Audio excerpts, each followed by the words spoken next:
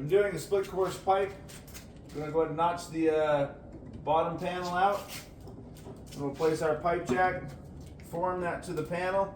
Anything behind the coursing, we're going to go ahead and create a water stop by cutting and folding this over so no water can get behind. You can see we can throw a 2x2 on here to brace the pipe if needed. And then once we get that set, grab your caulking, caulk underneath that, and then set that pipe jack into the caulking, fasten into the caulking.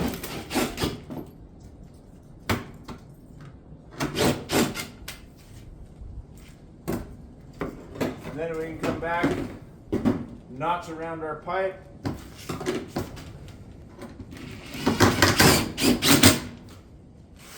and then fasten as normal.